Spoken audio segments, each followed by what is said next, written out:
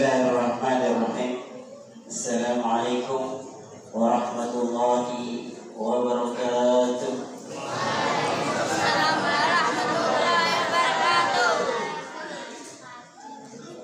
Alhamdulillahi wa kafa, wassalatu wassalamu ala rasulihil mustafa Muhammad ibn Abdillah wa ala alihi wa sahbihi al-mujtaba. Asyhadu an la ilaha illallah wahdahu la syarika lah wa asyhadu anna Muhammadan abduhu wa rasuluh. Allahumma salli wa sallim wa barik ala nabiyyina Muhammadin wa ala alihi wa sahbihi ajma'in. Amma ba'd. Yang terhormat Bapak Kepala Desa Bareng atau yang mewakili, yang kami hormati Bapak Ketua Badan Pengurus Masjid Al-Abrar bersama staf, yang kami hormati Bapak Imam Masjid Al-Abrar Bareng bersama staf secara, yang kami hormati Bapak Ibu alim ulama Allah Subhanahu wa ta'ala. Puji syukur hanya milik Allah Subhanahu wa ta'ala, Khaliqur Razzaq, yang hingga saat ini Allah Subhanahu wa ta'ala sebelumnya menggerakkan hati-hati kita, menggerakkan hati-hati adik-adik remaja kita, menggerakkan hati-hati ibu-ibu majelis ta'lim untuk melaksanakan kegiatan yang sifatnya agamis, peringatan Isra Mi'raj. Tentunya mereka tidak berdiri sendiri. Remaja masjid, ibu-ibu majelis ta'lim didukung penuh oleh pemerintah Desa Bareng, dan itu dibuktikan dengan sumbangsih pemerintah berupa dana untuk mensukseskan kegiatan ini Desa Bareng. Hadirin wal hadirat dirahmati Allah Subhanahu wa ta'ala.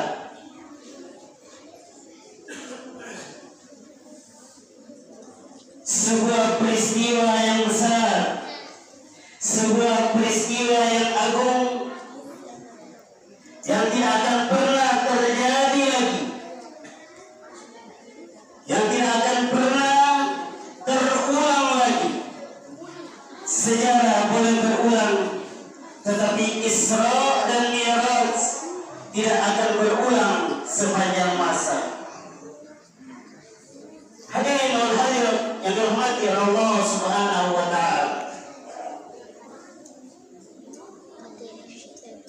Allah berfirman, Subhanalladzi asra bi'abdihi lailan minal masjidil haram ilal masjidil aqsa alladzi barakna hawlahu linuriyahu min ayatina innahu huwas samiul basir. Dari ayat ini banyak sekali hikmah, kesimpulan, faidah dan manfaat yang dapat kita ambil, bahwa perjalanan Rasulullah SAW, pelaksanaan Isra Mi'raj tidak begitu saja tiba-tiba terjadi, tetapi atas kehendak, atas ketetapan dan iradah Allah Subhanahu wa ta'ala. Sehingga bahasa Al-Quran mengatakan asra bi'abdihi, Allah lah yang memperjalankan hambanya. Maka dalam hal ini, sebagaimana sedikit gambaran dari Bapak Ustaz Ketua BPN tadi, bahwa ada 3 unsur pokok terlaksananya Isra Mi'raj itu sendiri. Yang pertama, pemegang kendali terjadinya peristiwa Isra Mi'raj. Yang kedua, Jibril alaihissalam, utusan Allah Subhanahu wa taala untuk menjemput Nabi kita Muhammad sallallahu alaihi wasallam. Dan yang ketiga, Nabi kita Muhammad sallallahu alaihi wasallam. Hadirin dan hadirat yang dirahmati oleh Allah Subhanahu wa taala. Tentunya Allah Subhanahu wa taala menjelaskan bahwa peristiwa Isra Mi'raj terjadi di malam hari. Sebenarnya apa rahasia, apa hikmah kenapa Isra Mi'raj oleh Allah Subhanahu wa taala menetapkan untuk dilakukan pada malam hari? Maka ternyata banyak sekali faedah yang dapat diambil, di antaranya bahwa malam hari adalah malam khalwah dan ikhtisas, malam di mana hampir seluruh manusia menyendiri bersama keluarganya, dan hampir seluruh manusia saat itu secara adat kebiasaan melakukan perjalanan di malam hari. Kemudian berkaitan dengan tempat, Allah katakan minal masjidil haram ilal masjidil aqsa. Dari Masjidil Haram yang berada di kota Mekah ke Masjidil Aqsa yang berada di Syam, Palestina. Kenapa tidak berangkat dari tempat yang lain, dan kenapa tempat singgah bukan atau selain Palestina? Banyak sekali faedah hikmah di balik itu semua. Yang pertama, berangkat dari kota Mekah, berangkat dari Masjidil Haram, karena Masjidil Haram adalah tempat kelahiran Nabi kita Muhammad sallallahu alaihi wasallam. Kenapa berangkat dari Masjidil Haram? Karena Masjidil Haram adalah sebaik-baik tempat di muka bumi. Masjidil Haram adalah tempat di mana seluruh alam belahan bumi boleh gelap, tetapi di mana beradanya Masjidil Haram tidak pernah mengalami yang namanya kegelapan. Dari arah manapun kita tetap berkilau, tetap bercahaya, siang ataupun malam. Hadirin yang dirahmati Allah Subhanahu wa taala. Kemudian Allah Subhanahu wa taala memilih memperjalankan hambanya Nabi kita Muhammad sallallahu alaihi wasallam ke Baitul Maqdis. Ternyata yang pertama, Baitul Maqdis merupakan tempat berkumpulnya para nabi secara jasad maupun secara ruh. Kemudian yang kedua, Baitul Maqdis, Masjidil Aqsa adalah merupakan tempat pertama tangga menuju Sidratil Muntaha, yang mana langit pertama yang dihuni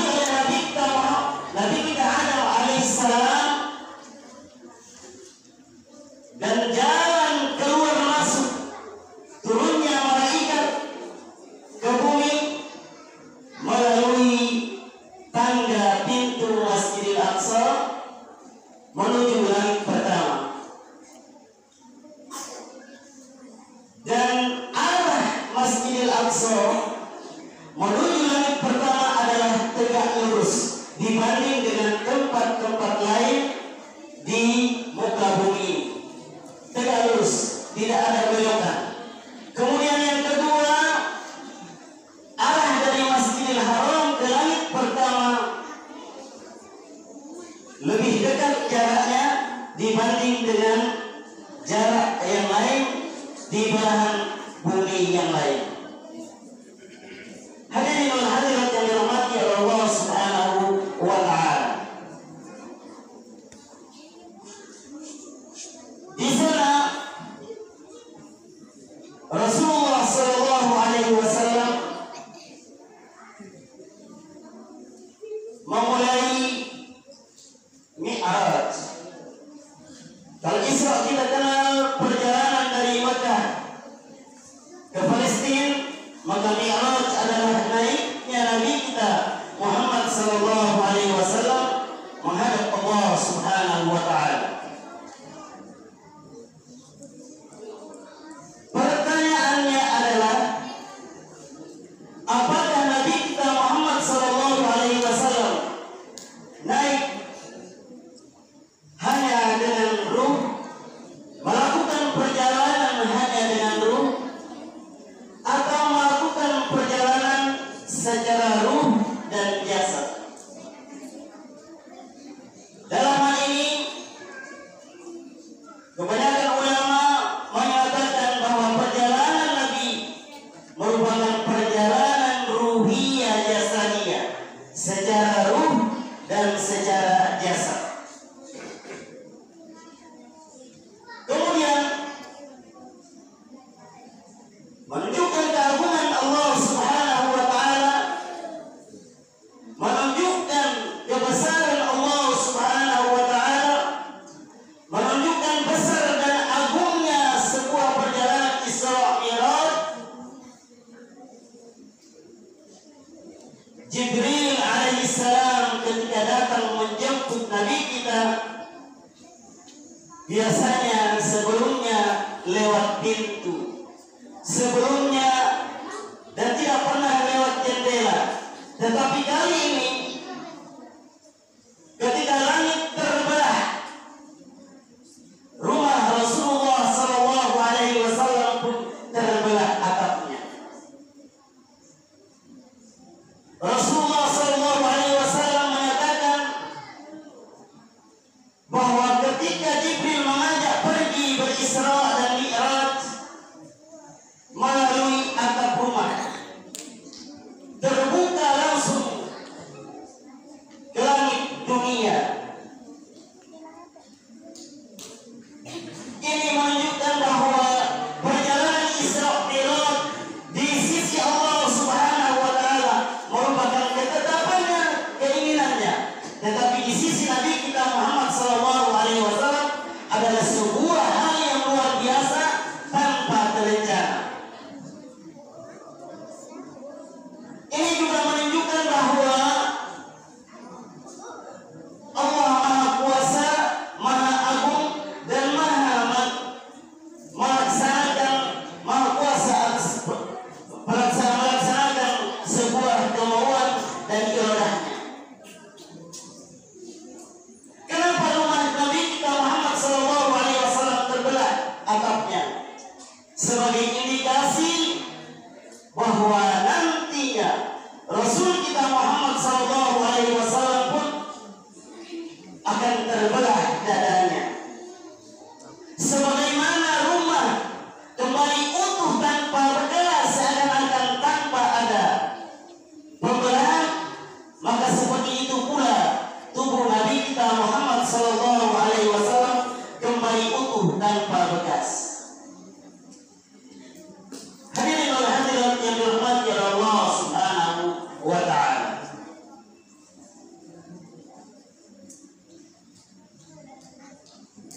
Ingin saya menyapa adik-adik terlalu serius dalam mereka di satu lembah, kita di satu lembah,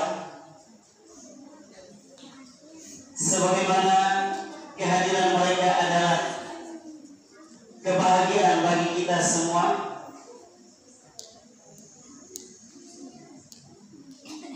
Peristiwa Isra Mi'raj, adik-adik TPQ, adik-adik halo, halo, ada, takbir, Allahu Akbar, Allahu Akbar, Allahu Akbar. Siapa yang jawab? Ustaz kasih hadiah.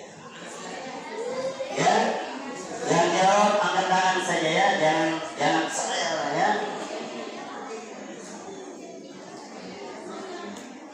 Siapakah yang melakukan Isra dan Mi'raj? Yang di sana 2 orang, yang di belakang banyak. Silakan. Siapakah yang melakukan perjalanan Isra Mi'raj? Nabi Muhammad sallallahu alaihi wasallam. Bisa.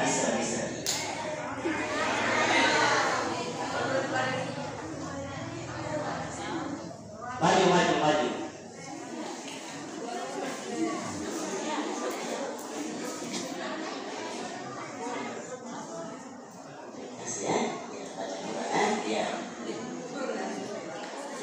Pas, sudah.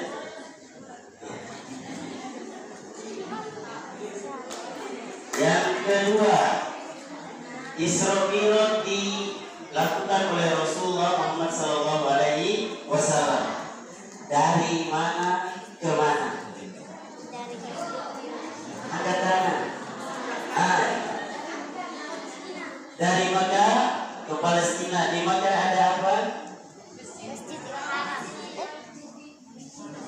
Di Palestina ada Masjid Al-Aqsa. Masya Allah.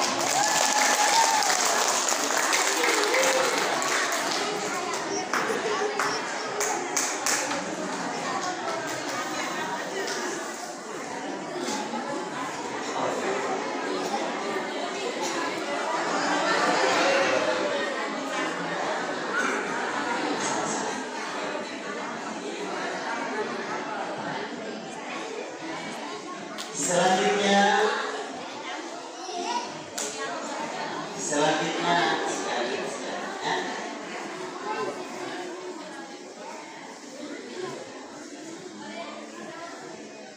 perjalanan Isra Mi'raj kapan terjadi? Isra Mi'raj kapan terjadi? Jangan yang lain. Dan perempuan kapan terjadi? Di malam hari nanti, Masya Allah. Ini berarti 100% berbalik derajatnya. Karena saya dengar adalah Teoto MAMAF pohon.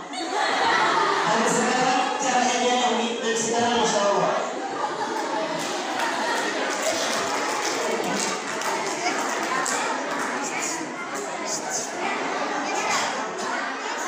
Bapaknya beliau sendiri yang cerita, adalah saya ini pusing saya. Suruh Ega sama gurunya Teoto MAMAF pohon.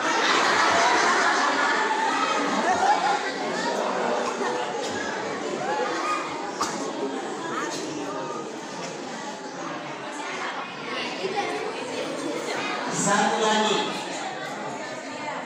dari Bapak Ketua BPN tadi yang sampaikan latar belakang, salah satu latar belakang sebab kenapa nanti kita diperjalankan oleh Allah Subhanahu wa taala melakukan Isra dan Mi'raj. Putri Kran pakai dan makan ini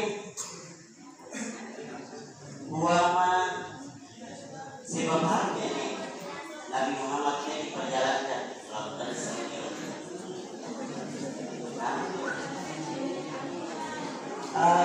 Sambutan.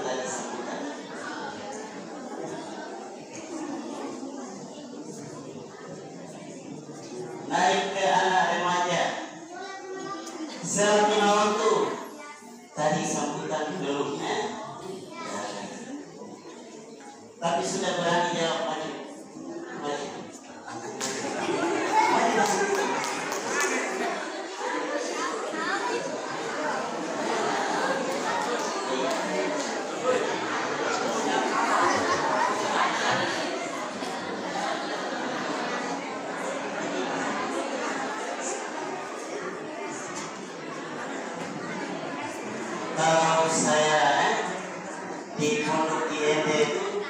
Nur Center.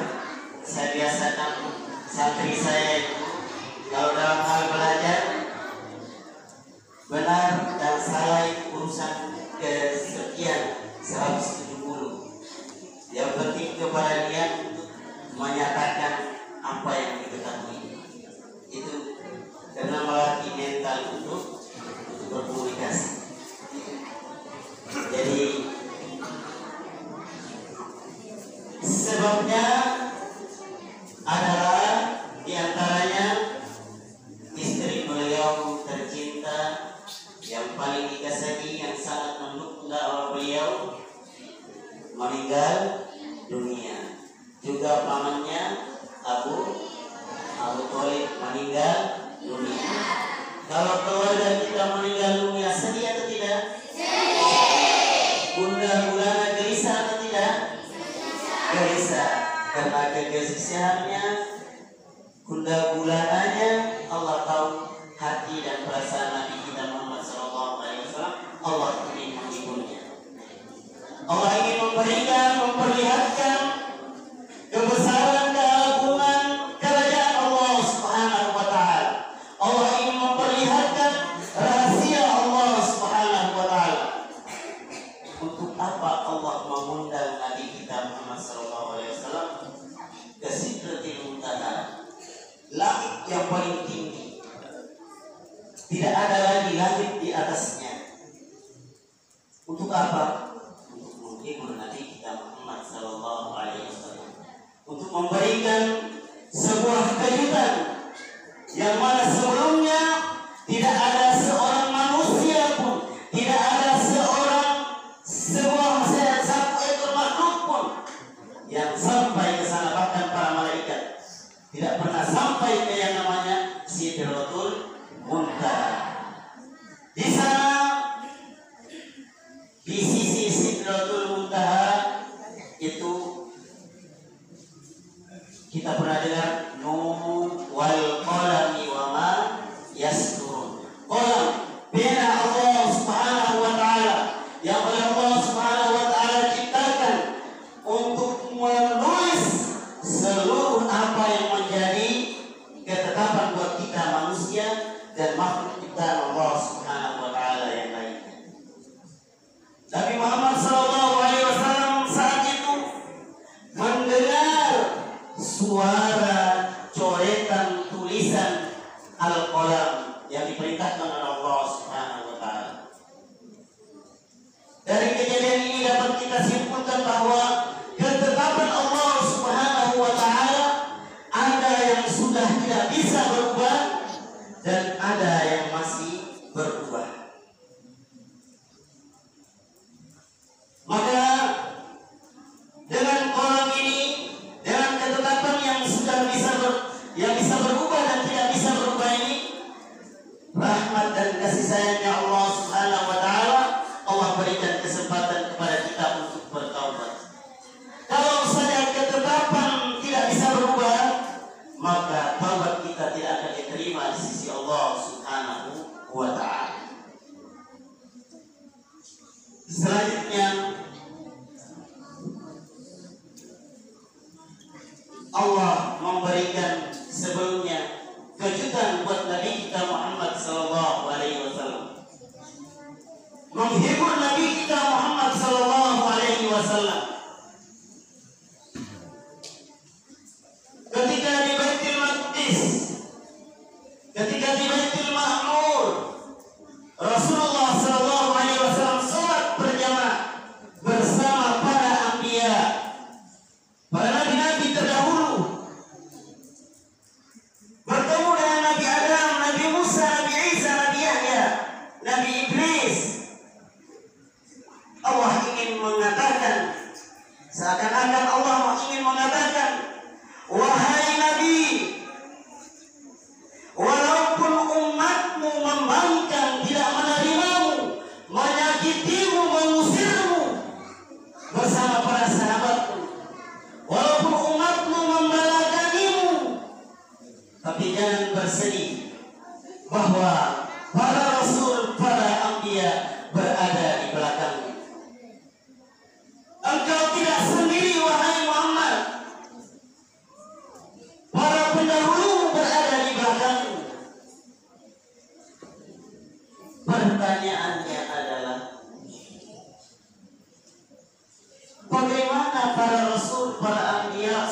bersama Nabi kita Muhammad sallallahu alaihi wasallam sementara mereka sudah meninggal dunia. Hal yang harus kita imani, kita yakini bahwa ketika Allah mampu menghadirkan kita tanpa ada sesuatu pun asal kita, ketika Allah mampu menghadirkan sesuatu yang sebelumnya tidak ada, maka bagi Allah tidak sulit untuk menghadirkan para anbiya untuk sholat berjamaah bersama Nabi kita Muhammad sallallahu alaihi wasallam. Dan ini harus kita yakini, perjalanan Isra Mi'raj adalah perjalanan yang penuh dengan akidah, perjalanan yang erat kaitannya dengan keyakinan kita sebagai seorang muslim. Subhanalladzi asra bi'abdihi lailan minal masjidil haram ilal masjidil aqsa. Mau tidak mau kita harus imani. Sepenggal saja, sepotong saja dari ayat ini tidak kita imani, maka keimanan kita cacat. Keimanan kita dipertanyakan di sisi Allah Subhanahu wa ta'ala.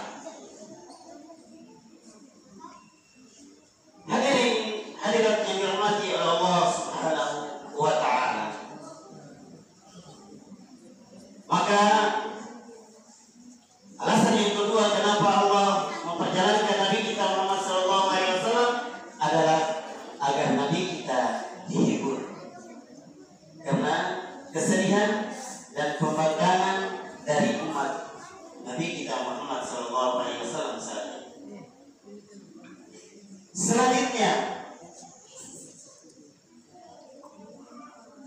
sebelum pertanyaannya adalah, sebelum Allah Subhanahu wa ta'ala mewajibkan kita sholat 5 waktu, Rasul kita Nabi kita Muhammad sallallahu alaihi wasallam selalu melaksanakan sholat. Sholat apakah itu? Jawabannya adalah sholat malam. Sholat malam, sholat di malam hari. Sebelumnya diwajibkan sholat 5 waktu sehari semalam, maka Rasul kita Muhammad sallallahu alaihi wasallam hanya melaksanakan sholat di malam hari. Ya. Qumil laila illa qalila. Ya. Dan itu juga menjadi alasan kenapa Nabi kita Muhammad sallallahu alaihi wasallam diperjalankan di malam hari, karena kebiasaan Nabi kita Muhammad sallallahu alaihi wasallam sholat di malam hari. Dan sholatnya Nabi kita di malam hari saat itu merupakan kewajiban buat Nabi kita Muhammad sallallahu alaihi wasallam. Sementara kita umatnya selanjutnya kita disunahkan untuk melakukan sholat di malam hari. Ada kita kenal dengan sholat tahajud, ada kita kenal dengan sholat tarawih di bulan Ramadan.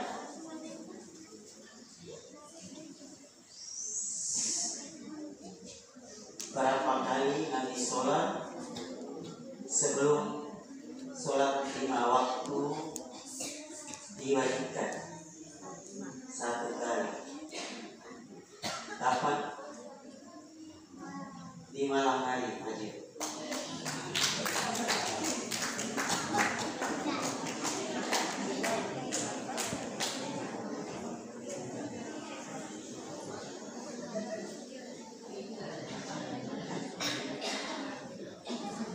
Sekedar informasi, yang butuh Quran insyaallah banyak di rumah. Selanjutnya,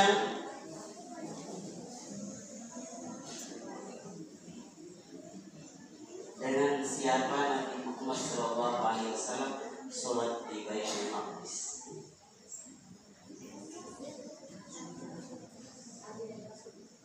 Dengan Nabi Rasul. Nabi Rasul iman. Sini, maksudnya memperkuat Nabi dan Rasul sebelum Nabi Muhammad ya. Hai, pas awalnya. Ya. Putri masih banyak sekali putri, ya Allah putri.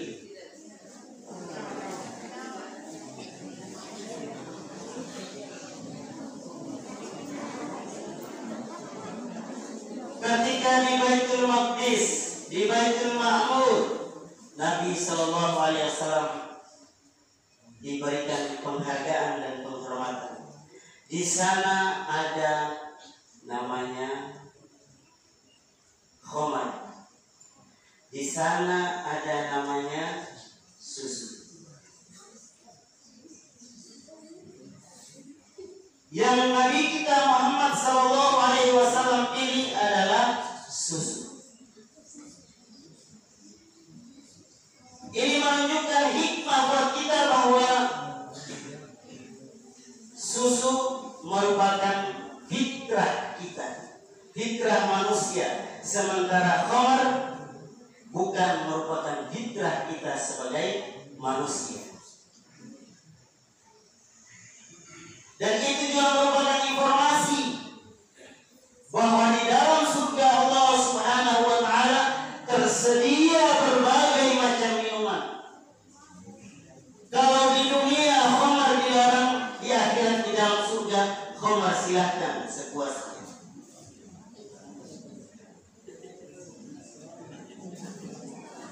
Pertanyaannya, mau dunia atau mau akhirat?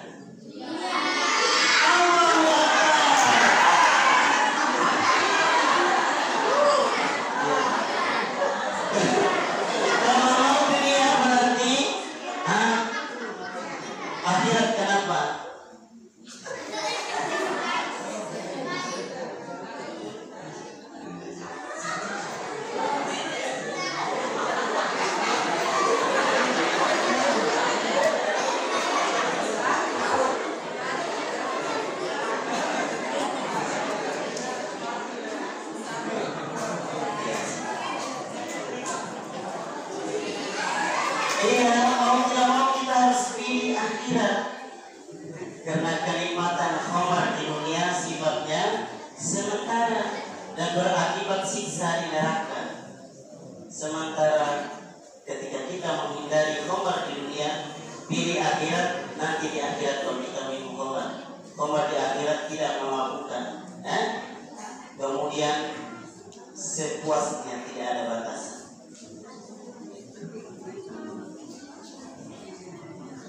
Hadirin hadirat yang dirahmati Allah Subhanahu wa taala, ada kode dari belakang, tetapi saya ingin tutup dengan sebuah masalah terkait dengan urgensi Isra Mi'raj dan implementasi Isra Mi'raj Nabi Muhammad SAW sebagai landasan orang di era global. Tentunya kita sudah maklumi bersama bahwa Nabi kita Muhammad SAW menerima langsung dari Allah Subhanahu wa taala perintah pelaksanaan sholat Mi'raj. Seluruh ibadah oleh Allah Subhanahu wa taala perintahkan kepada kita umat manusia diterima di bumi.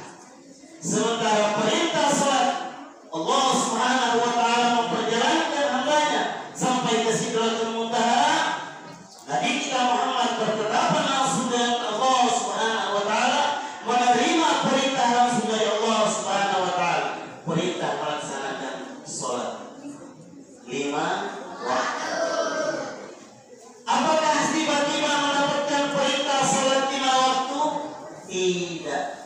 Karena sebelumnya bukan 5 waktu. Berapa waktu? 150 waktu. 150 ya.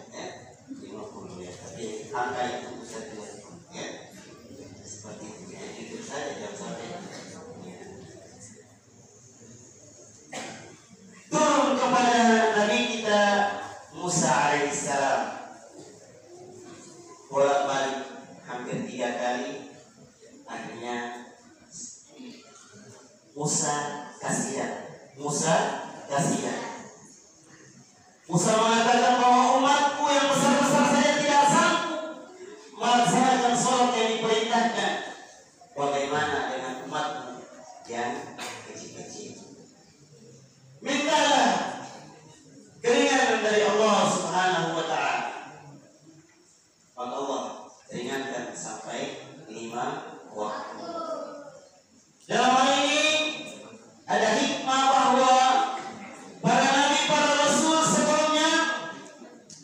Tidak semuanya mendapatkan syariat pelaksanaan sholat. Hanya Nabi kita Musa alaihissalam dan umatnya saat itu melaksanakan ibadah sholat.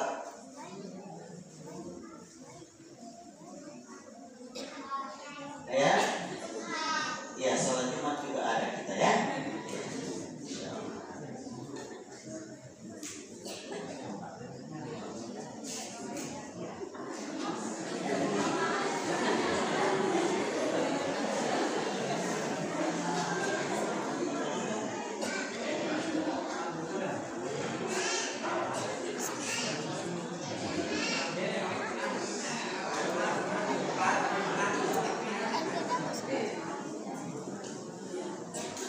Siapa yang ingin diisrakan oleh Allah Subhanahu wa taala, siapa yang ingin dimi'rajkan oleh Allah Subhanahu wa taala, kuncinya satu, sholat 5 waktu. Kuncinya satu, sholat 5 waktu. Siapa yang ingin mengunjungi tempat di mana Nabi kita Muhammad SAW memulai Isra'nya, kuncinya sholat 5 waktu. Siapa yang ingin bermunajat kepada Allah Subhanahu wa taala, mengadu persoalan hidupnya, sholat 5 waktu. Siapa yang ingin perilaku buruknya, hawa nafsunya dikekang, pakai sholat 5 waktu. Maka mari kita bangun diri kita secara rohaniah, memperkuat ibadah kita, ibadah sholat 5 waktu. Dengan demikian, menghadapi tantangan era global, kita punya dasar untuk membentengi diri dari pengaruh-pengaruh globalisasi. Inna sholata tanha 'anil fahsya'i wal munkar. Ini saja yang bisa saya sampaikan. 2 pertanyaan lagi untuk adik-adik. Ini saya rasa hiburan buat mereka. Ya, angkat tangan. Ya, angkat tangan. Atau bersuara saja, tidak apa-apa. Masih banyak.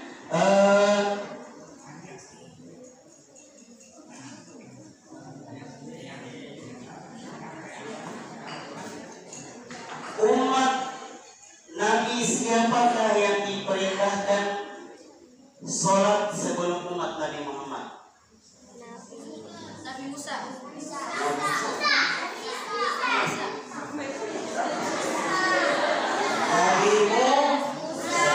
Baik. Yang kedua,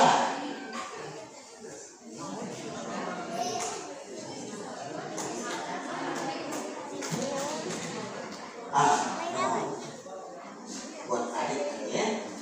Ini perempuan.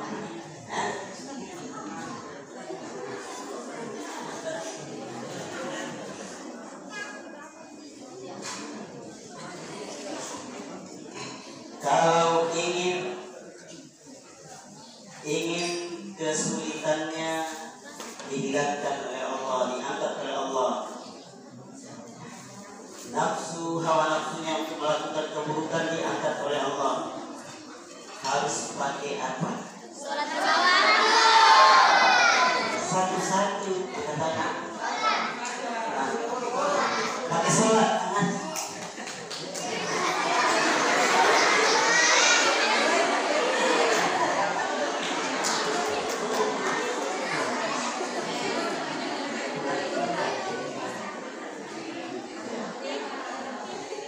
Ini saja yang bisa kami sampaikan. Mohon maaf atas segala kekurangan.